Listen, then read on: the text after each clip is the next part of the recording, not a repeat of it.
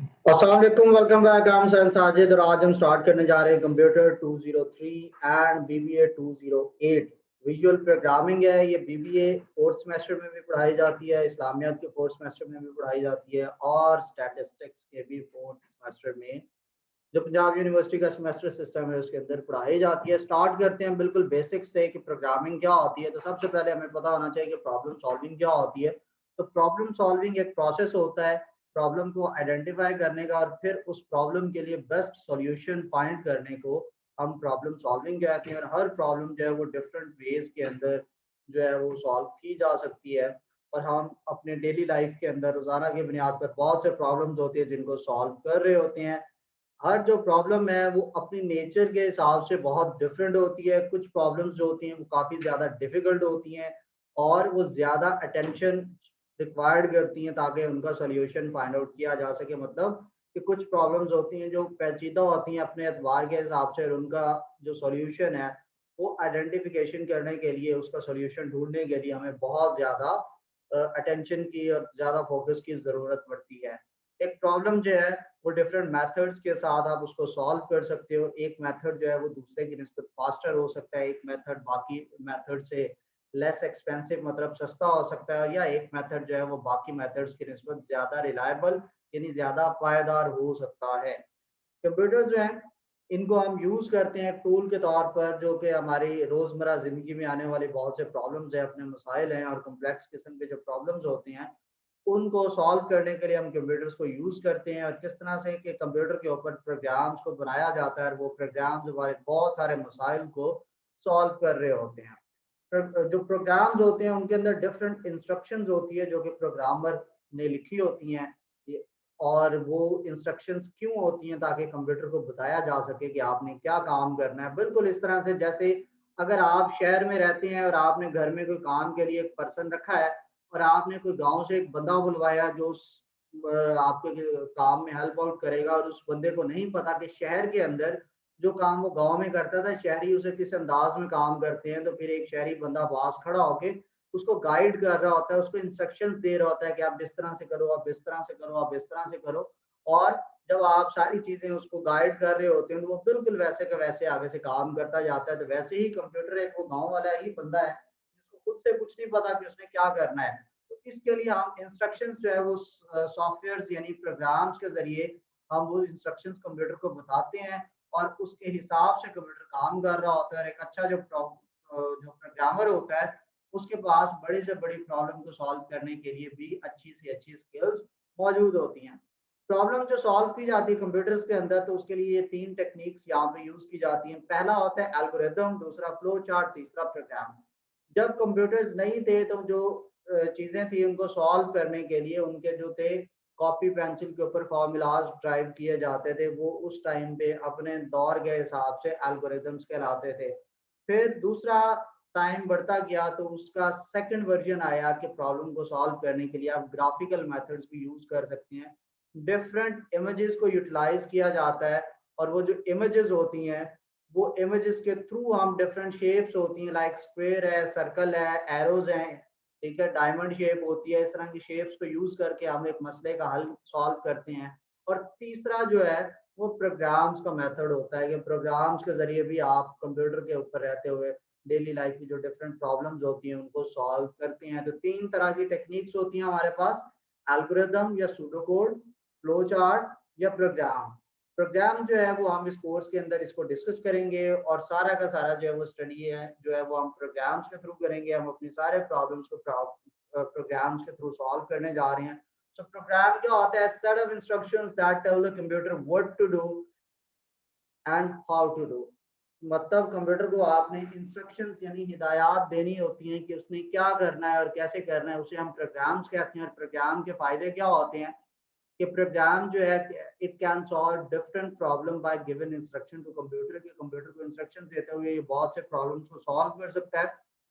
Computer को use कर सकते हैं हम एक टास्क को रिपीटेडली करने के लिए कि बार बार क्विकली और रैपिडेटली आपने काम को करना है। मतलब आपको एक काम बार बार करना पड़ता है और जल्दी करना पड़ता है। तो जो इंसान है जारी बात है वो बार बार स्पीड में एक काम बार बार वही करेगा तो उसके जो है वो जिसम है तो वो थक जाता है। लेकिन कंप्यूटर जो होता है ये थकता नहीं है।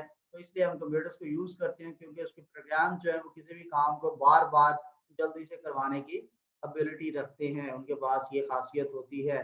तो एक जो प्रोग्राम होता है वो लार्ज अमाउंट ऑफ डेटा उसको ईज़िली प्रोसेस कर सकता है। इसके अलावा ये डिफरेंट वेज़ के अंदर एक ही रिज़ल्ट को डिस्प्ले कर सकता है, और प्रॉब्लम को जो प्रोसेसिंग होती है वो कंप्यूटर के अंदर वो ज़्यादा एफिशिएंट होती है, बेहतर होती है, और लेस टाइम कंज्यूमिंग यानी जल्दी हो जाती है। मतलब एक आम इंसान को 10 नंबर्स को जमा करना हो तो वो 3-4 सेकंड लेगा, लेकिन कंप्यूटर जो है वो 1 सेकंड से पहले में वो 10 नंबर्स को ऐड कर देगा। तो ये प्रोग्राम्स की वजह से ही पॉसिबल हुआ है। आगे चलते हैं कि प्रोग्राम होता है तो आपने कोई भी सॉफ्टवेयर बनाना होता है तो उसके लिए प्रोग्राम लिखना पड़ता है। तो जो प्रोग्रामर होता है वो मल्टीपल स्टेजेस से गुजरता है, कि जिस स्टेजेस से गुजरने के बाद वो फिर एक प्रोग्राम जो है कंप्यूटर का वो बना पाता है। तो नॉर्मल अगर आप देसी तरीके से काम किया जाए, आप किसी बंदे को कहें कि यार आपने घर बनाना है, तो वो जाता है डायरेक्ट ही आपके ईंटें उठाता है और वो सीमेंट वगैरह बनाता है और अपनी मर्जी से कमरे तैयार कर देता है। लेकिन बाद में आप कहते हैं यार ये वाली दीवार तो यहाँ से तो जगह खाली रखनी थी, तो मसला खड़े हो जाते हैं। या आप कह सकते हैं कि जी यहाँ पर ये भी चीज़ बनानी थी, यहाँ पे ये बनाना था, अब तो जगह कम बन गई, आपने बगैर सोचे समझे काम कर दिया है। तो जब बगैर सोचे समझे किसी भी मसले का हल निकाला जाता है तो वो आसानियाँ नहीं होती, बल्कि उससे आपकी लाइफ में बहुत से प्रॉब्लम्स ही आते हैं, मसाइल खड़े हो जाते हैं। तो जो प्रोग्रामर होता है वो चंद एक स्टेजेस से गुजरता है ताकि उसका जो प्रोग्राम है, कंप्यूटर प्रोग्राम जो वो बनाने जा रहा है, वो एक अच्छे तरीके से बनाया जा सके और उसको कल को कोई भी किसी भी किस्म का मसला ना हो। वो बिल्कुल एक आम कॉमन मैन की तरह से ही बगैर सोचे समझे काम नहीं करता। तो वो मेन जो है प्रोग्राम डेवलपमेंट प्रोसेस के 5 उसके स्टेप्स होते हैं जिनको वो फॉलो करता है। सबसे पहले क्या करता है, he define and analyze the problem. तो वो जो प्रॉब्लम होती है वो उसको पहले तो उसको वो जानता है कि मसला है क्या, फिर वो उस मसले को एनालाइज करता है, उसका तज्जिया करता है।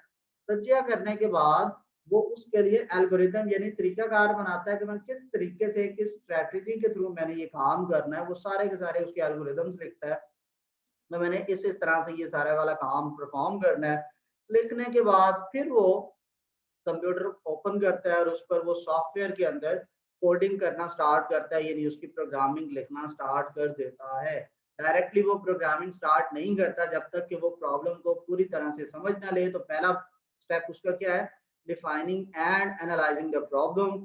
फिर सेकंड स्टेप में वो उसके लिए एल्गोरिदम्स को लिखता है, और फिर थर्ड स्टेप में जाके वो कोडिंग करता है, यानी उसकी किसी ना किसी प्रोग्रामिंग लैंग्वेज को यूज करते हुए उसकी कोडिंग लिखता है। जिस तरह आपकी प्रोग्रामिंग लैंग्वेज विजुअल बेसिक होगी तो हम इस कोर्स के अंदर स्टडी करेंगे। फिर उसके बाद जब वो अपना पूरा प्रोग्राम लिख लेता है तो फिर वो उसको टेस्टिंग में लगा देता है। तो उसको बार बार डिफरेंट एंगल से टेस्ट करता है कि कहीं प्रोग्राम के अंदर कोई मसला तो ना हो, कि जब मैं बंदे को दे दूं जिसका सॉफ्टवेयर था और वो आगे चला रहा और चलते चलते वहां पे बंद हो जाए, उसके पास मसला खड़ा हो जाए, तो वो कल को कंप्लेन कर सकता है तो प्रॉब्लम होगी। इसलिए वो उसका टेस्टिंग पे लगा देता है, हर एंगल से वो उस प्रोग्राम को टेस्ट करता है। और जब वो ओके हो जाता है फिर वो उसकी डॉक्यूमेंटेशन बनाता है कि वो पूरा जो सॉफ्टवेयर है वो उसने किस तरीके से क्या क्या स्टेप कहाँ कहाँ पे किस किस तरह से बनाया है। और डॉक्यूमेंटेशन हर सॉफ्टवेयर की बनाना जरूरी होती है।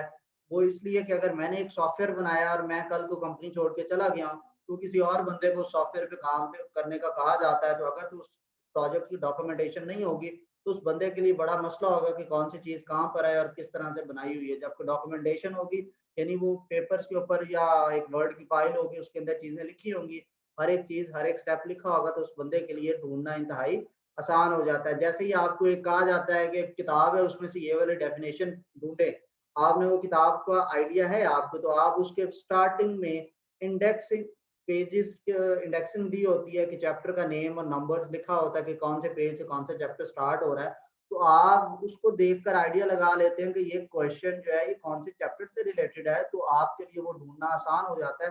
वरना आप पूरी की पूरी जो बुक है उसको आप ढूंढते रहेंगे, आगे पीछे उसके पेजेस करते रहेंगे। प्रोग्रामिंग लैंग्वेज क्या होती है कि set of word symbol and code used to write a program is called a programming language. यानी आप डिफरेंट वर्ड्स सिंबल्स को यूज करते हो ताकि आप एक प्रोग्राम को लिख सको। जिस तरह हमारे पास अल्फाबेट्स होते हैं उनको यूज करते हुए हम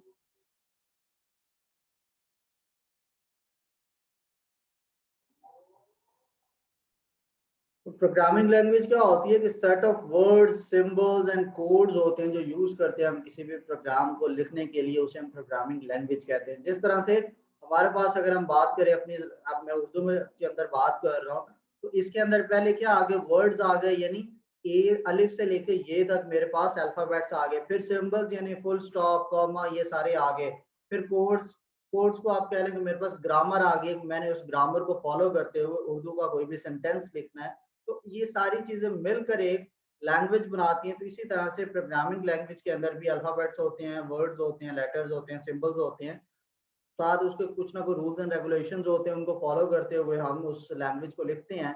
और दो तरह की लैंग्वेजेस होती हैं प्रोग्रामिंग के अंदर, दो तरह की लैंग्वेजेस हैं, एक हाई लेवल लैंग्वेज होती है और एक लो लेवल लैंग्वेज होती है। लो लेवल लैंग्वेज की अगर हम बात करें, तो लो लेवल लैंग्वेज के अंदर हमारे पास जो आती हैं कि ये जो लैंग्वेजेस होती हैं ये कंप्यूटर के हार्डवेयर के करीब तरीन होती हैं और ह्यूमन से बहुत ज्यादा दूर होती हैं। They are near to computer hardware and far from human languages. Computer के हार्डवेयर के बिल्कुल नजदीक होती है और ह्यूमन लैंग्वेज से दूर होती है, मतलब हमारी समझ से बाहर होती हैं। कि जो हमारी इंसान जो ह्यूमन लैंग्वेजेस है, उर्दू, इंग्लिश, पंजाबी, इनसे लो लेवल लैंग्वेजेस बहुत दूर की बात होती है। ये बड़ी दूर होता है कि वो आसानी से हम उसको समझ, जिस तरह से आप उर्दू स्पीकिंग है या आपको इंग्लिश आती है, लेकिन चाइनीज लैंग्वेज जो है, या आपके पास जो है जापानीज है या फ्रेंच है या फिर दूसरे डिफरेंट कंट्रीज हैं, उनकी जो डिफरेंट लैंग्वेजेस हैं वो हमारी समझ से बहुत दूर है। हमारे लिए तो उसको समझना आसान नहीं है। हमारे सामने चाहे चाइनीज के अंदर हमारी तारीफें क्यों ना लिखी हो, हमें को समझ ही नहीं आएंगी। हमारे हर मसले का हल हमारे सामने चाइनीज के अंदर लिख के रख दिया जाए तो हमें वो समझ ही नहीं आएगा। इसी तरह से ये लो लेवल लैंग्वेजेस हैं कि जो आम हमारे ह्यूमन लैंग्वेजेस हैं इनसे बहुत दूर है। मतलब वो बंदा जिसको कंप्यूटर का डीप हार्डवेयर का नॉलेज होगा वो तो इन लो लेवल लैंग्वेजेस को समझ सकता है, लेकिन जो आम बंदा है, नॉर्मल ह्यूमन है, जिसको कंप्यूटर का इतना नॉलेज नहीं है, उसको लो लेवल लैंग्वेजेस समझना उसके लिए पॉसिबल नहीं है। पॉसिबल कह सकते हैं अगर वो कुछ ज्यादा टाइम स्पेंड करता है प्रोग्रामिंग लैंग्वेजेस को सीखने में, लेकिन ये बहुत डिफिकल्ट है उसके लिए। Computer understand these languages easily but human can not, यानी कंप्यूटर जो है वो लो लेवल लैंग्वेज को आसानी से समझ सकता है, लेकिन जो ह्यूमन है ये इसको समझ नहीं सकते। Writing program in low level language required deep knowledge of internal structure of computer hardware. अगर आप लो लेवल लैंग्वेजेस को यूज करते हुए किसी भी सॉफ्टवेयर का प्रोग्राम लिखना चाहते हैं, तो उसके लिए कंप्यूटर हार्डवेयर का इंटरनल स्ट्रक्चर जो है उसका डीप नॉलेज होना आपके लिए बहुत जरूरी है।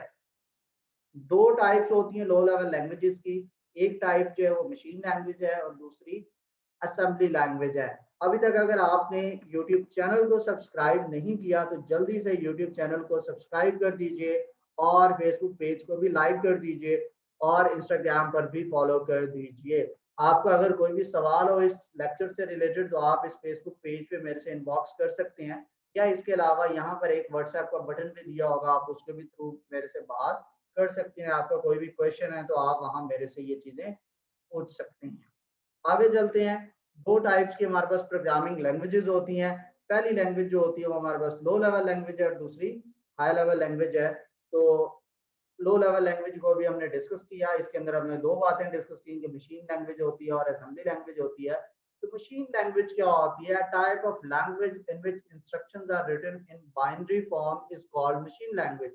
ये जो इंस्ट्रक्शंस होती हैं ये बाइनरी फॉर्म यानी 0 और 1 के फॉर्म में होती हैं। अगर आपने कुछ भी लिखना है तो आप 0 और 1 के फॉर्मेट के अंदर आप मशीन लैंग्वेज का कोड लिखेंगे। यानी आपने टोटल पूरा का पूरा सफ़े भर देनी सिर्फ 1 और 0 के डिफरेंट कॉम्बिनेशंस के साथ, बिल्कुल इस तरह से जैसे ये आपको मैं अभी दिखाता हूँ स्क्रीन पे, आपको नजर आ रहा होगा। यहाँ पे मैं ये 1010 इस तरह से, अब ये इसको मिलाएंगे तो कोई ना कोई वर्ड बनेगा ABCD में से, या अल्फाबेट्स या फिर न्यूमेरिक वैल्यू बनेंगी। तो जितना भी हमने काम करना होता है वो उसको किस में कंप्यूटर सिर्फ 0 और 1 अंडरस्टैंड करता है, तो हम उसको 0 और 1 के फॉर्मेट के अंदर हम उसको कन्वर्ट करते हैं और फिर कंप्यूटर उसको अंडरस्टैंड करता है। It means that it is the only language computer directly understand. ये मशीन लैंग्वेज वो वाहिद लैंग्वेज है जो कंप्यूटर को समझ आती है। It is also known as the fundamental language of the computer. इसको आप कंप्यूटर की फंडामेंटल यानी बेसिक बुनियादी लैंग्वेज का नाम भी देते हैं। Program written in machine language can be executed very fast by the computer. जो कंप्यूटर होता है वो बड़ा आसानी से और स्पीड के साथ जो है वो लो मशीन लैंग्वेज के प्रोग्राम्स को अंडरस्टैंड करता है और उसको रन करता है। Every computer has its own machine language और हर कंप्यूटर के जो है वो अपनी मशीन लैंग्वेज होती है, लेकिन मशीन लैंग्वेज जो है वो उसको अंडरस्टैंड करना थोड़ा सा डिफिकल्ट होता है। Writing and modifying program in machine language is difficult and take lot of time. अगर आप मशीन लैंग्वेज के अंदर प्रोग्राम को लिख रहे हैं, ये काफी ज्यादा टाइम टेकिंग भी है और काफी ज्यादा जो है वो ये जो है वो डिफिकल्ट भी होगा। दूसरी टाइप की जो लो लेवल लैंग्वेज होती है ये असेंबली लैंग्वेज होती है। It is one step higher than machine language. ये मशीन लैंग्वेज से एक स्टेप ज्यादा होती है।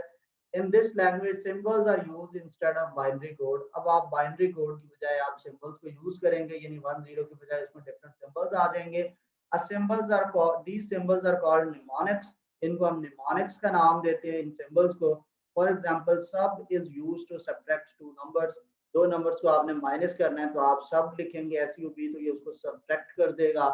फिर प्रोग्राम्स रिटन इन असेंबली और symbolic language are easier than machine language. तो हमारे लिए सब का वर्ड अंडरस्टैंड करके याद रखना सब्ट्रैक्शन के लिए आसान है। इसकी जगह पे हमें कहा जाता है कि आप याद रखें 1 0 1 1 1 0 1, तो इसका मतलब सब्ट्रैक्शन होगा, तो वो याद रखना मुश्किल था। लेकिन ये जो है ये उसके निस्बत कंपैरेटिवली काफी इजी हो गया हमारे लिए अंडरस्टैंड करना। फिर उसके बाद program written in assembly language are easier than machine language and assembly language is mostly used for writing system software. तो असेंबली लैंग्वेज जो है इसको मोस्टली सिस्टम सॉफ्टवेयर को राइट करने के लिए हम इसको यूज करते हैं। जस्ट अ सेकंड, मैं थोड़ा सा और चीजें ओपन कर दूं आप लोगों के लिए। फिर आगे हम बात करते हैं हाई लेवल लैंग्वेजेस की। कि हाई लेवल लैंग्वेजेस क्या होती हैं कि these type of languages are closer to humans. ये इंसानों की काफी ज्यादा क्लोज होती हैं, मतलब इसको हम आसानी से इसके अंदर कोई वर्ड लिखा है तो हम उसको पढ़ेंगे तो हमारी अपनी जो लैंग्वेज है वो जो हमें आती होगी उसके हिसाब से हम ये जज कर सकते हैं कि इस वर्ड का मतलब क्या होगा, जबकि वो उस प्रोग्रामिंग का वर्ड होगा। ये high level languages are easier to understand. Instructions are writing in English, written in English, like words like input, print। अब input और print हमारे यहाँ भी क्या है, input का मतलब क्या है, हम किसी न किसी से कुछ ना कुछ इसमें वैल्यू एक्सेप्ट करते हैं इनपुट के अंदर। तो यहाँ पर भी क्या होता है कि वैल्यू को एंटर किया जाता है। प्रिंट का मतलब क्या होता है, एक चीज को प्रिंट करना ताकि बहुत सारे लोग उसको देख सकते हैं। तो यहाँ पर भी जो प्रिंट है तो वो आउटपुट स्क्रीन पर हमें नजर आ जाती है। प्रोग्राम जो है हाई लेवल लैंग्वेजेस के अंदर जो लिखे गए होते हैं उनको मॉडिफाई करना बहुत ही आसान होता है। और हाई लेवल लैंग्वेजेस तीन तरह की होती हैं: procedural languages, object oriented languages और non procedural languages. Procedural languages जो होती हैं, the program code is written as a sequence of instruction. इनके अंदर प्रोसीजर एक यानी एक सीक्वेंस के अंदर जो है वो सारी इंस्ट्रक्शंस लिखी होती हैं। User has to specify what to do, also how to do, step by step procedure. Procedural languages का मतलब भी है कि स्टेप बाय स्टेप, यानी यहाँ पर आप कंप्यूटर उसको बताते हो, प्रोग्रामर जो है वो कंप्यूटर को बताता है कि क्या करना है और कैसे करना है, दोनों बताता है। ये जो इंस्ट्रक्शंस होती हैं ये सीक्वेंशियल ऑर्डर के अंदर यानी सीक्वेंस के अंदर तरतीब में एक के बाद दूसरा, दूसरे के बाद तीसरा, फिर चौथा, फिर पांचवा, सीक्वेंस में ये इंस्ट्रक्शंस चल रही होती हैं।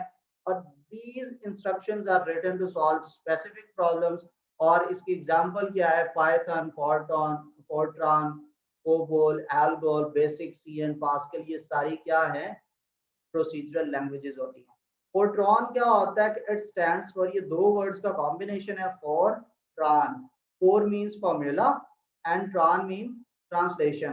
तो ये फॉर्मूला ट्रांसलेशन वर्ड था तो उसको शॉर्ट फॉर्म में उसको फोर्ट्रॉन कह दिया गया है। It is mainly used for engineering applications and scientific use, यानी इंजीनियरिंग एप्लीकेशन और साइंटिफिक यूज के अंदर आप इसको यूज करते हैं। तो इन सारी चीजों को याद रखना आपके लिए जरूरी है, इसमें से आपके एमसीक्यूज आते हैं। COBOL है, COBOL stands for Common Business Oriented Language, common CO for common, B for business, O for oriented, L for language. So COBOL means common business oriented language. It was specially designed for business applications. It was developed in early 1960 यानी 1960s के start के अंदर 61 2 या 3 के अंदर इस language को develop कर लिया गया था। और जो प्रोग्राम्स रिटन इन COBOL होते हैं वो लेंथी होते हैं लेकिन easy to read and write. And maintain. यानी होते तो वो लंबे प्रोग्राम है, लेकिन उसको रीड करना, राइट करना और उसको कोई भी एरर आ जाए तो उसको रिजॉल्व करना बहुत ही आसान होता है। दूसरी टाइप हमारे पास आती है, इसी के अंदर ही अगर हम आगे चलें तो बेसिक भी है, ये भी प्रोसीजरल लैंग्वेज इसके अंदर आती है। Basic stands for beginner all purpose symbolic instruction code. It was developed in late 60s, यानी ये कोबोल के बाद इसको बनाया गया था, यानी 1965 से 1969 के दरमियान। It was mainly used by students to use the computer for solving simple problem, के सिंपल किस्म के जो मसले थे, छोटे बड़े प्लस माइनस मल्टीप्लाई वाले, चीजों को प्रिंट करना, इनपुट लेना, इस तरह की जो छोटी छोटी प्रॉब्लम थी उनको सॉल्व करने के लिए स्टूडेंट्स जो थे वो बेसिक यानी beginner all purpose symbolic instruction code को यूज करते थे। इसको अंडरस्टैंड करना आसान है और एजुकेशन पर्पस के लिए इसको बहुत ज्यादा करवाया जाता है। अभी भी अगर आपने मैट्रिक के अंदर कंप्यूटर पढ़ा हो तो शायद आपने भी वहाँ पे बेसिक पढ़ी होगी। नेक्स्ट प्रोसीजरल लैंग्वेज में आती है Pascal. Pascal language is used for both scientific and business application. Its name was assigned in the honour of a French mathematician Pascal. Pascal एक रियाजीदान था, मैथमेटिशियन था, उसके नेम में ये इस लैंग्वेज को बनाया गया था और ये साइंटिफिक और बिजनेस एप्लीकेशंस के लिए ये लैंग्वेज यूज होती है। फिर सी लैंग्वेज है, it is popular for high level language. It was developed by Dennis Ritchie at AT&T Bell Laboratories in 1972. It was written as a part of Unix operating system, कि Unix operating system के part के तौर पर इसको बनाया गया था। It is also known as a middle level language because it provides the facilities to write application software as well as system software। कि ये मिडिल लैंग्वेज के तौर पर इसको बनाया गया था, क्यों? क्योंकि ये एप्लीकेशन सॉफ्टवेयर और सिस्टम सॉफ्टवेयर दोनों की फैसिलिटीज जो है ये प्रोवाइड करती है। अगर आप ये थोड़ा सा सॉफ्टवेयर के बारे में बेसिक जानना चाहते हैं कि ये कितने किस्म के कैसे कैसे सॉफ्टवेयर होते हैं, आप मेरे यूट्यूब चैनल पे जाइए और यहाँ पर आप प्ले लिस्ट के अंदर जाइए और प्ले लिस्ट के अंदर जाके यहाँ पे एक सब्जेक्ट होगा कंप्यूटर 111, उसके अंदर इसकी वीडियोस पड़ी हुई हैं, आप वहां से इनको सुन सकते हैं। सॉफ्टवेयर ये कंप्यूटर 111 की प्ले लिस्ट है, आप इसके अंदर जाइए और ये थोड़ा सा नीचे स्क्रॉल कीजिएगा, यहाँ पे साइड से ये आप थोड़ा सा नीचे जाएंगे तो यहाँ पे ये आपको बता रहा है कि सॉफ्टवेयर कितनी किस्म के होते हैं, कंप्यूटर किस तरह से काम करते हैं, एप्लीकेशन सॉफ्टवेयर क्या होता है, सिस्टम सॉफ्टवेयर क्या होता है, ये सारी चीजें आप ये वीडियोस नंबर 14, 15, 16 आप इनको देख सकते हैं, यहाँ पर हर चीज मेंशन्ड है। वापस चलते हैं। नेक्स्ट हमारे पास थी जो सी लैंग्वेज के बाद हमारे पास दूसरी टाइप आ गई थी हाई लेवल लैंग्वेजेस की, object oriented languages. Object oriented languages जो थी OOL is a high level computer programming language that implement object and their associated procedures within the programming context to create software programs। ये जो थी software programmes को programming context के अंदर रहते हुए जो एसोसिएटेड प्रोसीजर और ऑब्जेक्ट्स को यूज करते हुए हम इसमें प्रोग्राम्स को बड़े अच्छे तरीके से बना सकते हैं। Object oriented languages use N object oriented programming technique that bind related data and function into an object, यानी जो रिलेटेड डेटा और फंक्शंस है वो उसको ऑब्जेक्ट्स के अंदर बंद कर देते हैं और फिर उसको रीयूज कर सकते हैं आप बार बार प्रोग्राम के अंदर। यानी आपने दो नंबर्स को ऐड करना है, उसके लिए आपने एक तरीका फंक्शन बना दिया, उसको दो नंबर दिया, उनको जमा करके दे देता है। तो वैसे आपने 10 लाइनें लिखी होंगी तो इसी बात चलेगा। फंक्शन जब बने होते हैं ऑब्जेक्ट ओरिएंटेड के अंदर क्या होता है, 4 लाइनें होती हैं, उनको बार हम कॉल करते हैं, उसके आप नाम लेते हैं, वो 4 लाइनों का कोड वहां पे दोबारा चल जाता है। जिस तरह से कैलकुलेटर के ऊपर प्लस का बटन बन गया तो जब भी आप दो नंबर के बीच में प्लस प्रेस करेंगे तो हमेशा इनको जमा बार करता है। इसके एग्जांपल्स में पाइथन, सी प्लस प्लस, जावा, सी शार्प में डिफरेंट लैंग्वेजेस आ रही हैं। सी प्लस प्लस और जावा मेन है जो ऑब्जेक्ट ओरिएंटेड, इसका आपको पता होना चाहिए कि C plus plus is an object oriented language. It was developed in 1980 at Bell Laboratories. It was an improved version of C language. It provides the facility of working with objects and classes. It was powerful language and is used to develop the variety of programs. और इनको आपने याद इसी तरह से करना है, इसमें से एमसीक्यूज और शॉर्ट क्वेश्चंस पूछे जाते हैं। ये ज्यादातर एमसीक्यूज इसमें से लाजमी पूछे गए हैं, अगर आप पिछले 5 साल के पेपर उठा के देखेंगे। फिर जावा एक हाई लेवल लैंग्वेज है। It was developed by Sun Microsystems. Sun micro system ने इसको बनाया था और ये भी एमसीक्यूज एक बार पास्ट पेपर के अंदर आ चुका है कि जावा किसने बनाई है, इसको ओन कौन करता है। तो Sun micro system it was primarily developed to control the micro processor used in VCR, यानी पहले दौर में वीसीआर, टोस्टर और केबल रिसीवर जो थे उसके अंदर एक माइक्रो प्रोसेसर यूज होता था और ये उसको कंट्रोल करने के लिए प्राइमरली इसको डेवलप किया गया था स्टार्टिंग में। It provides powerful capabilities of networking, programming, and internet application and graphical user interface. तो इसलिए जावा को यूज किया जाता था। फिर थर्ड नंबर पे जो हाई लेवल लैंग्वेजेस आती हैं उसके अंदर आती हैं procedural languages, non procedural languages. Non procedural languages के अंदर यूजर ये स्पेसिफाई करता है कि काम क्या करना है, ये नहीं बताता कि कैसे करना है। यानी आपने सिर्फ कहना है कि ये मुझे काम करके दो, कैसे करके दो ये उसकी मर्जी है। तो ये नॉन प्रोसीजरल लैंग्वेजेस का काम होता है। It is also known as a applicative or functional language, यानी नॉन प्रोसीजरल लैंग्वेजेस को आप एप्लीकेटिव या फंक्शनल लैंग्वेजेस भी कहते हो। These languages involve the development of function from the other function to construct more complex function, यानी एक function को आप दूसरे फंक्शन से बनाते हो ताकि आप एक बहुत बड़ा कॉम्प्लेक्स फंक्शन बना सकें, एक से दूसरा, दूसरे से तीसरा, तीसरे से चौथा। इस तरह से आप एक बहुत बड़ा फंक्शन बना देते हो छोटी छोटी चीजों को जोड़ के। These languages accelerate program and reduce coding errors, ये प्रोग्राम को एक्सेलरेट करते हैं, कोडिंग एरर्स को रिमूव करते हैं, उनको कम कर देते हैं। And these they are normally used in database application and report generation। दो जो इसके फेमस एग्जांपल है एसक्यूएल है, PRLog है, PROLOG और लिस्प इसके अंदर आ जाती हैं। आरपीजी भी इसी के अंदर आती है। तो एसक्यूएल और आरपीजी दो मेन लैंग्वेजेस हैं जो नॉन प्रोसीजरल के तौर पर यूज होती हैं, बाकी भी हैं लेकिन ये दो मेन लैंग्वेजेस हैं। SQL stand for structure query language. It is the most popular database query language. SQL was developed by IBM. It is a national standard by American national standard institute, यानी ANSI ने इसका एक national standard के तौर पर इसको introduce करवा दिया गया है और अब हर कोई इसको उसी स्टैंडर्ड के अकॉर्डिंग यूज करता है। SQL works with database program like MS Access, DB2, Informax, MS SQL Server, Oracle, Sybase। और इसके अलावा जो आरपीजी है it stands for report program generator. It was developed in early 1960s by IBM. वो भी IBM ने बनाई थी, ये भी आईबीएम ने बनाई। It is used to generate business reports और ये रिपोर्ट्स को बिजनेस की रिपोर्ट्स के लिए हम इसको यूज करते हैं। It is mostly used with IBM mid range computer. IBM के जो मिड रेंज के कंप्यूटर्स होते हैं उनके अंदर इसको ज्यादातर इस्तेमाल किया जाता है। इनका अगर हम डिफरेंस की बात करें हाई लेवल लैंग्वेजेस और लो लेवल लैंग्वेजेस के अंदर, जो हाई लेवल लैंग्वेजेस हैं they are easy to learn, जबकि लो लेवल लैंग्वेजेस जो हैं they are difficult to learn. High level languages are near to human language, जबकि low level languages they are far away from human languages, यानी इंसानी जुबानों के बहुत करीब तरीन मानी जाती हैं हाई लेवल लैंग्वेजेस। अब कई बंदे ऐसे होते हैं जो अनपढ़ होते हैं लेकिन थोड़ा बहुत वर्ड्स उन्होंने लोगों से सुने सुनाए होते हैं, तो वो इंग्लिश कमेंट्री चल रही होती है मैचेस के अंदर, वो इंग्लिश कमेंट्री के अंदर भी उनको कुछ ऐसे वर्ड्स होते हैं जो उनको वो सुन के तो समझ जाते हैं अच्छा इसका मतलब क्या है। उसी तरह से ये भी है कि हाई लेवल लैंग्वेजेस के अंदर बहुत से वर्ड्स होते हैं जो हम सुनते हैं तो हमें पता चल जाता है ये क्या, इसका मतलब क्या है। फिर जो हाई लेवल लैंग्वेजेस हैं ये स्लो होती हैं, लो लेवल लैंग्वेजेस फास्टर होती हैं एग्जीक्यूशन के हिसाब से। हाई लेवल लैंग्वेजेस जो है ये हार्डवेयर लेवल पे जाके काम करने की फैसिलिटी प्रोवाइड नहीं करती, जबकि जो लो लेवल लैंग्वेजेस हैं ये हार्डवेयर लेवल पे जाके फैसिलिटी प्रोवाइड करती हैं। प्रोग्राम जो होते हैं हाई लेवल लैंग्वेजेस में उनको मॉडिफाई करना या उनमें चेंजिंग करना बहुत आसान है, जबकि लो लेवल लैंग्वेजेस के अंदर चेंजिंग करना डिफिकल्ट है और हाई लेवल में आसान है। फिर हार्डवेयर का डीप नॉलेज होना जरूरी नहीं है अगर आप हाई लेवल लैंग्वेजेस में काम करना चाहते हैं, लेकिन अगर लो लेवल लैंग्वेज में आप काम करना चाहते हैं तो आपका हार्डवेयर का डीप लेवल पे आपका नॉलेज होना जरूरी है।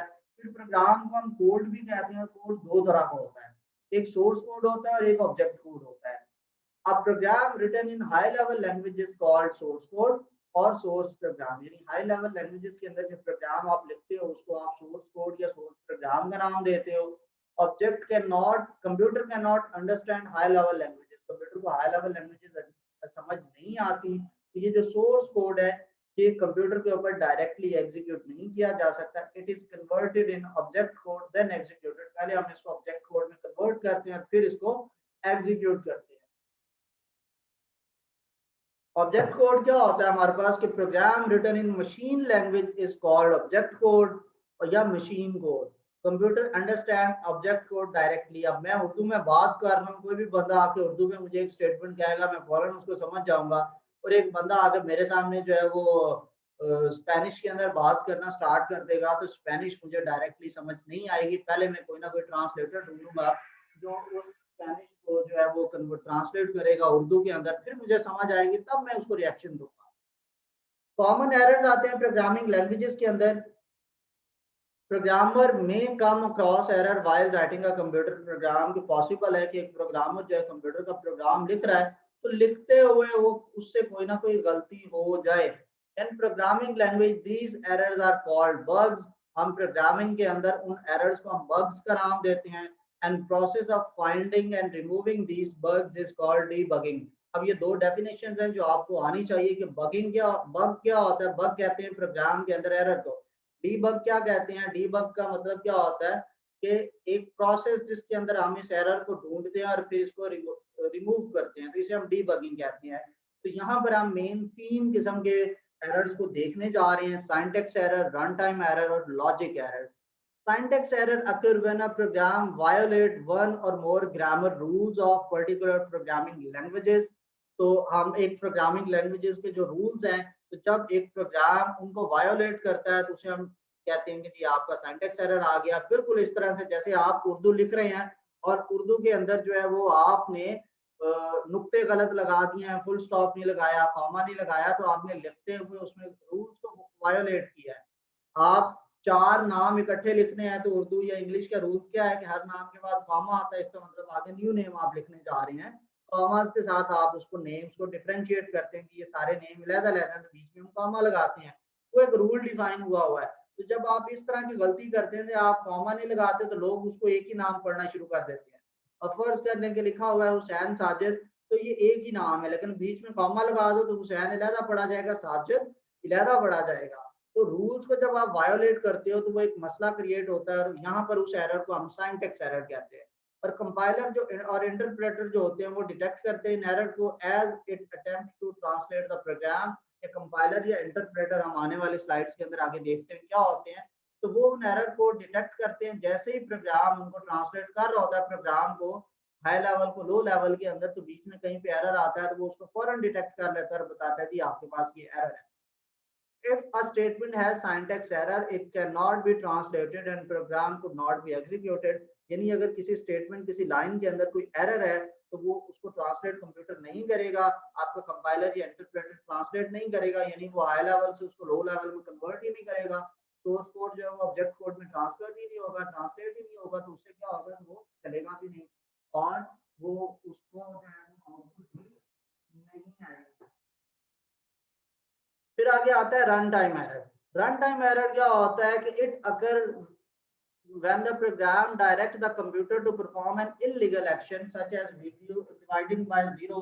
कि चल रहा होता है और दरमियान में आप कोई ऐसा काम कह देते हो जो इलीगल होता है। मसलन आप काम कर रहे होते हैं और बीच में आपको कोई आके कह दे कि यार ये मसलन आप गाड़ी ड्राइविंग चला रहे हैं, तो बीच में आपको आगे एक बंदा कहे यार ये स्टीयरिंग है, इसको जान के राइट की तरफ मोड़ दो। ये रन टाइम एरर आएगा। आपको पता है आप इस तरह की हरकत करेंगे तो आपका तो एक्सीडेंट हो जाएगा अगर आप अपनी लाइन में गाड़ी को नहीं चलाएंगे। उसी तरह से प्रोग्राम के दरमियान में कहीं भी जाके आप उसको जीरो में डिवाइड कर देते हो या कोई और इस तरह का काम करते हो, तो चलते चलते दरमियान में एक एरर आ जाता है, तो उसको हम रन टाइम एरर कहते हैं। Run time errors are detected and displayed by translator during execution of program. Start में नहीं आपको पता चल सकता कि कहीं पे एरर है कि नहीं, चलते चलते बीच में अचानक पता चलता है। आप खाना बना रहे हो और आप बनाते बनाते जो है चाय बनाने लगे थे, आपने दूध ऊपर रख दिया और जब चीनी डालने की बारी आई पता चला वो चीनी तो है ही नहीं। तो इस किस्म का जो एरर आता है इसे हम रन टाइम एरर कहते हैं। When a runtime error occurs, the computer stop executing the program and display a diagnostic message। यानी उसको डायग्नोज करके वो आपको मसला भी बता देता है कि ये वाला मसला जो है ये खड़ा हो गया, लिहाजा आप इस मसले का हल निकालें, मैं आपका प्रोग्राम आगे नहीं चला सकता। तीसरा एरर आता है logic error. Logic error occurs when the program follow the faulty algorithm। मसलन आपको काम कहा जाता है, आप काम करते तो हो लेकिन गलत तरीके से करते हो, तो इसे हम लॉजिकल एरर कहते हैं। असल में आपने काम तो किया होता है, अब एक बंदे को कहा जाता है यार वो सामने फाइल पड़ी है वो उठा के ला दो, वो जाता है फाइल उठा के ले आता है, अब वो गलत फाइल लेकर आ गया है, ये लॉजिकल एरर है। अब फाइल उठाकर लाना, इसे हम एरर नहीं कहेंगे। तो ट्रांसलेटर जो होता है वो लॉजिकल एरर्स को डिटेक्ट ही नहीं कर पाता। अब मैंने तो सिर्फ इतना कहा ना किसी बंदे को कि वो सामने बुक्स पढ़ी हैं, उनमें से एक वो सारी कंप्यूटर की बुक्स है और मैं कह दूँ वो नीले कलर वाली किताब उठा लो और वहाँ पे 4 नीले कलर वाली किताबें थी। वो कोई दूसरी नीले कलर वाली उठा के ले आया जो मुझे चाहिए थी वो थी नहीं। अब वो बंदा आगे से स्ट्रेट कहेगा, जब मैंने उसको गुस्सा करूँगा, डाँटूँगा तो वो कहेगा मुझे कैसे पता चलना है कौन सी किताब उठानी थी? 4 नीले कलर वाली पड़ी है, मुझे कैसे पता होगा कौन सी उठानी है? तो वो मैं तो ये उठा के ले आया हूँ। तो ये इस तरह से लॉजिकल एरर्स हमारे पास खड़े होते हैं और इन लॉजिकल एरर्स का रिज़ॉल्व जो है वो उनको डिटेक्ट करना पॉसिबल नहीं होता ट्रांसलेटर के लिए। Therefore no error message is reported from the translator. तो दरमियान में अब मैंने उसको कहा ना सामने से किताब उठा के लो और वहाँ पे किताब नहीं पड़ी। अब वो मुझे कहेगा इधर तो किताब है ही नहीं। तो तब मसला तो पता चल जाएगा। लेकिन सामने 4 किताबें पड़ी थी, एक जैसी थी, वो ऊपर वाली उठा के ले आया, तो मैं बाद में गुस्सा करूँगा तो वो उस बेचारे को तो किसी सूरत पता नहीं चलना कि मैं गलत उठा के लाया हूँ, क्या है। उसने तो अपनी तरफ से ठीक काम किया। तो लॉजिकल एरर में प्रोग्राम चलता ज़रूर है, आंसर गलत आता है हमारे पास। मैं a plus b whole square का फॉर्मूला ओपन कर रहा हूँ और मैं फॉर्मूला ही उसका गलत लगा दूँ, तो आंसर तो आएगा लेकिन गलत आंसर आएगा। या मैं एक लंबा मैथ का क्वेश्चन सॉल्व कर रहा हूँ और बीच में कहीं पे मैंने प्लस को माइनस कर दिया तो आंसर फिर भी आएगा लेकिन डिफरेंट आंसर आएगा, सही आंसर नहीं आएगा। सो दीज और errors don't cause the program to be crash, यानी प्रोग्राम को क्रैश नहीं करते, उसको रोकते नहीं है। That's why these are difficult to detect. इसलिए ये इनको डिटेक्ट करना बहुत मुश्किल होता है। मसलन आप जा रहे हो और बीच में आपके साथ एक बंदा ऐसा है जिसमें दरमियान में जाके आपको तंग करना है, तो आपको नहीं पता कौन सा बंदा है जो तंग करेगा। आप एक ट्रिप पे चले गए हैं और सारों ने अमेरिकन सिस्टम पे पैसे मिलाने हैं। अब एक बंदा बीच में है, तो उसकी जेब में पैसे कम थे, तो वो उसको पता यार ये सारे ट्रिप पे जा रहे हैं, मेरा तो ट्रिप मिस हो जाएगा, मैंने ये कहा मेरे पास पैसे नहीं है, तो वो तो कभी भी नहीं आपको बताएगा कि उसके पास कम पैसे थे, तो वो चुप करके चला जाएगा, रास्ते में कहीं जाके पता चलेगा। इसलिए स्टार्टिंग में ये चीज़ डिटेक्ट करना बहुत मुश्किल होगा कि किसके पास पैसे नहीं है। अब आप ये तो कर नहीं सकते कि हर एक को फौरी पहले पैसे जमा करवाओ, तलाशी कराओ। काम तो हो सकता है लेकिन क्या है कि इसमें भी इश्यूज़ क्रिएट हो सकते हैं। बहरहाल लॉजिकल एरर जो होता है उसको डिटेक्ट करना बहुत ही मुश्किल होता है स्टार्टिंग में। One can recognize logical error by just looking at the wrong output of the program। यानी जब उसका आंसर आएगा तब आप बता सकते हो कि तो आंसर गलत आया। यानी जब मैंने बंदे को कहा किताब उठा कर लाओ, तो जब वो बुक जब तक लेके नहीं आएगा मैं भी नहीं बता पाऊंगा उसने सही बुक उठाई है कि गलत। आप दोस्त गए हैं तो रास्ते में जब तक आप कहीं पे कहेंगे नहीं कि हाँ भी पैसे निकालो खाना खाते हैं, तब तक पता नहीं चलेगा किसके पास पैसे नहीं थे। So logical errors can be only detected by through testing of the program। आप उस सॉफ्टवेयर को, उस प्रोग्राम को टेस्ट करोगे और टेस्टिंग के दौरान आपको पता चलेगा कि यार इसमें तो मसला है। फिर लास्ट इसके आगे आते हैं लैंग्वेज प्रोसेसर। लैंग्वेज प्रोसेसर क्या है कि computer only understand machine language. A program written in high language और assembly language can not be run on computer. यानी मुझे सिर्फ उर्दू आती है या इंग्लिश आती है तो मुझे कोई चाइनीज या स्पेनिश के अंदर या कोई गुजराती या हिंदी के अंदर मुझे लिख के कोई एक लव लेटर भी मुझे लिख के पकड़ा देगा। वो कोई हो बेचारा या बेचारी हो जो मुझे कुछ कहना चाह रहा हो लेकिन मुझे वो सारी उम्र नहीं पता चलेगा। क्यों? मुझे तो वो लैंग्वेजेस नहीं आती। मेरा काम ही नहीं है मैं बैठ के गुजराती सीखूं, मैं बैठ के इधर हिंदी सीखूं, चाइनीज सीखूं। मेरा उससे वास्ता ही नहीं पड़ता उन चीजों से, तो इसलिए मैं तो उनको डायरेक्टली अंडरस्टैंड ही नहीं कर पाऊंगा। अब हो सकता है मुझे कोई बंदा वार्निंग देना चाह रहा हो और उसने जापानीज के अंदर लिख के भेज दिया हो कि जी आपकी जान को खतरा है। मैं उसको सारी उम्र पढ़ के देखता रहूंगा, जिस तरह से अक्सर होता है वो तवीज धागे वो आपको मिल जाते हैं और हम सारी उम्र उसको गले से लगा के रखते हैं। समटाइम क्या होता है जो बीच में बहरूपिये बैठे होते हैं वो ऐसे ही लाइनें लगा के लाइनें उल्टी सीधी मार के आपको बिगड़ा देते हैं। आप तो सारी उम्र वो तावीज को गले से लगाए रखते हैं। क्यों? आपकी तो वो समझ से बाहर है चीज। तो उसी तरह से कंप्यूटर जो है वो सिर्फ मशीन लैंग्वेज समझता है, उसके लिए बाकी लैंग्वेजेस कंप्यूटर की लैंग्वेजेस उसको समझ नहीं आती। सो उन लैंग्वेजेस को काम करवाने के लिए कंप्यूटर की लैंग्वेज जो कि मशीन लैंग्वेज है उसमें ट्रांसलेट करना बहुत जरूरी है बिफोर एग्जीक्यूशन। अब अगर मुझे किसी मैसेज आया कि मेरी जान को खतरा है तो मैं अपने लिए एहतियात करूंगा, मैं टेंशन लूंगा। उसके लिए पहले मुझे वो बात समझना जरूरी है। जब तक मुझे ये बात समझ नहीं आएगी मुझे तो सारी उम्र नहीं पता चलेगा कि मेरी जान को खतरा था। सो लैंग्वेज प्रोसेसर और translator is a software that convert these programs into machine language. यानी हाई लेवल की different languages, procedural, non procedural, object oriented या असेंबली लैंग्वेज, उसको मशीन लैंग्वेज में ट्रांसलेट करने के लिए जो सॉफ्टवेयर यूज होता है उसे हम लैंग्वेज प्रोसेसर या ट्रांसलेटर का नाम देते हैं। हर प्रोग्रामिंग लैंग्वेज का एक अपना ट्रांसलेटर होता है। तीन तरह के ट्रांसलेटर्स हैं जो हम यहाँ पर डिस्कस करेंगे। पास्ट पेपर के अंदर भी ये तीनों के तीनों ट्रांसलेटर्स जो हैं वो आए हुए हैं और कई बार आए हैं। कंपाइलर, इंटरप्रेटर और असेंबलर, इसकी डेफिनेशन प्रोग्राम के अंदर पूछी जाती है। तो कंपाइलर क्या करता है कि ये जो हाई लेवल का प्रोग्राम होता है ये उस इंस्ट्रक्शन को, ये compiler is a program that converts the instructions of higher level languages into machine language as a whole। पूरा का पूरा पैराग्राफ, पूरे का पूरा प्रोग्राम, उसके अंदर 15-20 लाइनें हैं, तो ये सारी की सारी को एक ही बार में ट्रांसलेट करके आपको इकट्ठी ट्रांसलेशन दिखाएगा। मसलन एक बंदा है, अक्सर आप देखते हो कि मैचेस के बाद जो प्राइज डिस्ट्रीब्यूशन सेरेमनी होती है उसमें एक बंदा है, उसको इंग्लिश नहीं बोलनी आती। हमारे पाकिस्तानी बहुत से प्लेयर्स हैं जो फर्स्ट टाइम जब उन्होंने मैच खेला और वो मैन ऑफ द मैच है, उनको इंग्लिश नहीं बोलना आती थी, तो उनके साथ एक बंदा खड़ा होता। वो बंदा क्या करता है कि वो उनके लाइन को उनको सुन के और उनको ट्रांसलेट कर देता है। यानी वो एक पूरा उनका जो आंसर होता है वो उस पूरे का पूरे आंसर को सुनता है और उसको वो एक ही बार पूरी की पूरी लाइन को वो ट्रांसलेट करके वो इंग्लिश में बोलता है। So compiler check each statement and generate machine instruction. वो एक ही बारे में सारी इंस्ट्रक्शंस उसको जो है स्टेटमेंट्स को रीड करेगा और फिर उसके लिए मशीन इंस्ट्रक्शन को जनरेट करेगा। So compiler also checks syntax error in the program। और compiler जो है प्रोग्राम के अंदर syntax errors को भी चेक कर रहा होता है। A source code cannot be compiled if it is containing some kind of error।